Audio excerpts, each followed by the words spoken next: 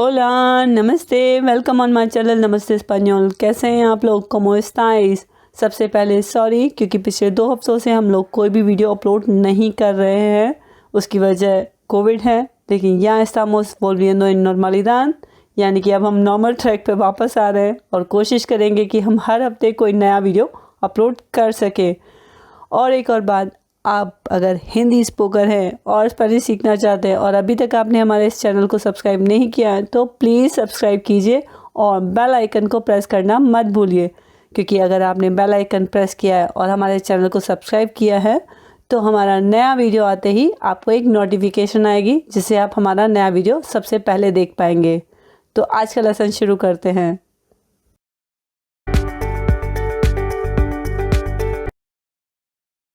आज का ये वीडियो सेकंड पार्ट है, जिसका फर्स्ट पार्ट हम लोग पहले ही अपलोड कर चुके हैं, जिसमें मैंने आपको बताया था कि स्पेनिश में इंग्लिश की ही तरह वर्ब्स या तो रेगुलर होते हैं या इर्रेगुलर। आज हम 2 इर्रेगुलर वर्ब्स के बारे में बात करेंगे, जिसमें है सेर और स्टार। सेर और स्टार यानी कि टू बी, या फिर अगर मैं हिंदी में कहूँ तो होना। दोनों का मतलब एक ही जैसा होता है, लेकिन हम कई जगहों पर सेर यूज़ करते हैं और कई जगहों पर स्टार। तो आज हम देखते हैं कि कहाँ हमें सेर यूज़ करना है और कहाँ हमें स्टार यूज़ करना है। वर्बो सेर का कॉन्जुगेशन हम लोग पिछले वीडियो में अपलोड कर चुके हैं, लेकिन फिर भी एक बार रिपासो के लिए। यो सोई, tú eres, él, ella, usted es, nosotros, nosotras somos, vosotros, vosotras sois, ellos, ellas, ustedes son. Verbo estar. Yo estoy, मैं हूँ, I am. tú estás, तुम हो, you are. él, ella, usted está, वो या फिर आप हैं, he, she is, you are. nosotros, nosotras estamos, हम हैं या we are. vosotros, vosotras estáis, यानी आप सब हो, you all are. ellos, ellas, ustedes están, वो सब या आप सब हो, they are, you all are. वर्बो सेर और estar दोनों ही वर्ब्स टू बी की फॉर्म्स हैं, यानी कि किसी चीज़ के होने को दर्शाते हैं। लेकिन वर्बो सेर हमेशा हमें परमानेंट चीज़ों के बारे में बताता है और वर्बो estar हमें टेम्पररी चीज़ों के बारे में बताता है। यानी जब हम किसी चीज़ के बारे में बात कर रहे हैं, वो चीज़ परमानेंट है तो हम वर्ब सेर का यूज़ करते हैं, और अगर हम किसी टेम्पररी चीज़ के बारे में बात कर रहे हैं तो हम लोग स्टार का यूज़ करेंगे। यही एक बहुत बड़ा डिफरेंट है वर्बो सेर और स्टार में। तो चलिए देखते हैं कि हमें कहाँ वर्बो सेर लगाना है और कहाँ हमें स्टार को यूज़ करना है।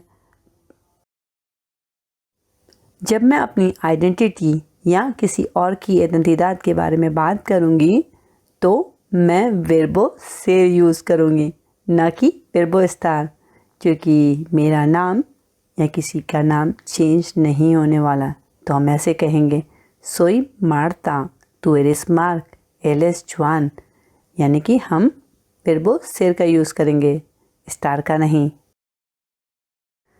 जब हम नेशनलिटी के बारे में या नेशनलिदाद के बारे में बात करेंगे, यानी कि हम कहाँ से हैं, तब भी हमें वर्बो सेर ही यूज़ करना है, वर्बो स्टार नहीं। यानी कि हम ये कहेंगे, soy japonesa, tú eres mexicano और él es español। जब हम किसी चीज़ के या किसी पर्सन के कैरेक्टरिस्टिक्स के बारे में बात करते हैं जो परमानेंट है, तो हम लोग वर्बो सेर को यूज़ करते हैं। Por ejemplo, la silla es azul, यानी कुर्सी नीली है। The chair is blue. Juan es alto, यानी जुआन लंबा है। Juan is tall. El mark es bajo. Mark छोटा है या वो स्मॉलर है। उसी दूसरी तरफ जब हम किसी पर्सन के estado de ánimo या किसी चीज़ के estado के बारे में बात करते हैं जो टेम्पररी है, तो हम लोग वर्बो स्टार का यूज़ करते हैं।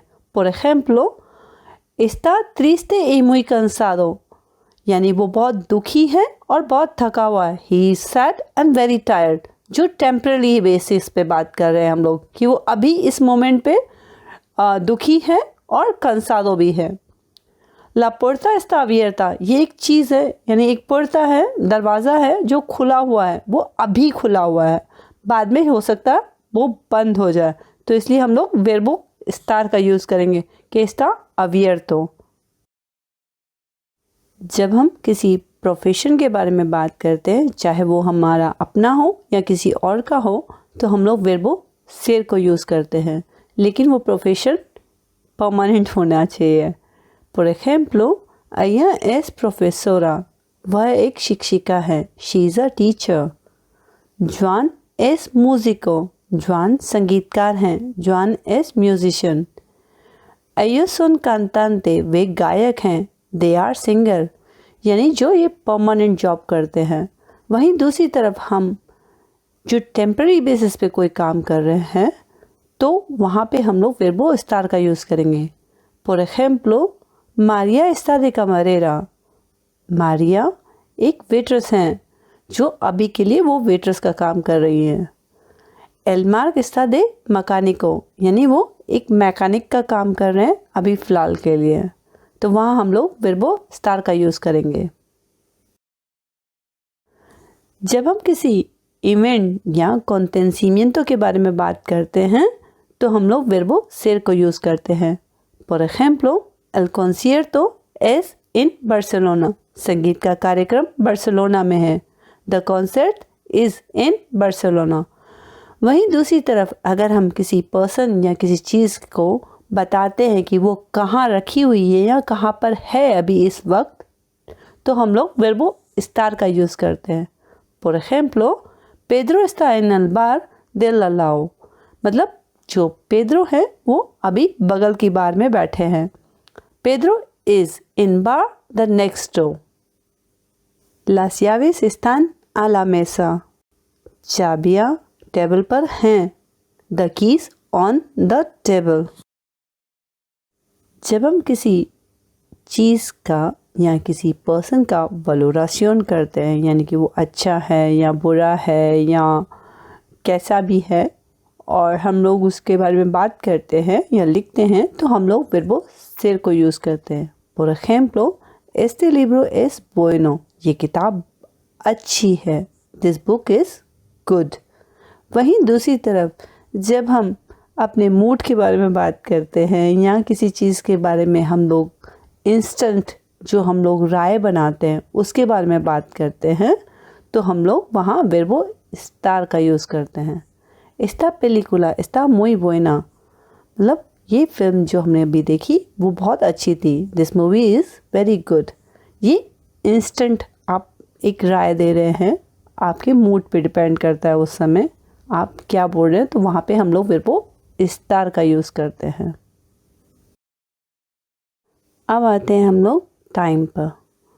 जब हमें किसी को टाइम बताना है तो हम लोग verbo ser का यूज़ करते हैं, ना कि estar का।